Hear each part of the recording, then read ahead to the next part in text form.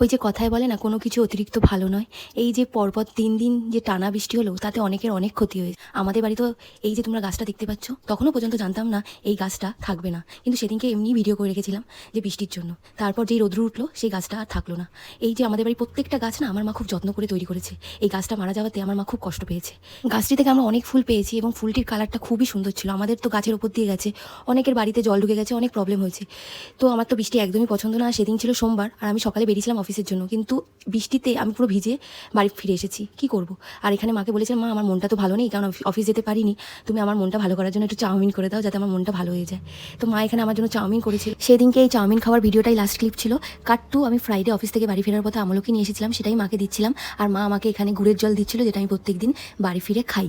আর সেদিনকে যেহেতু ছিল ফ্রাইডে, স্যাটারডে সানডে আমার ছুটি থাকে, তাই জন্য আমি এখানে দুটো চপ আর একটা প্যাটিস খেয়েছিলাম। এটাই। তোমাদের যদি ভিডিওটি ভালো লাগে অবশ্যই লাইক করে দিও। বাই।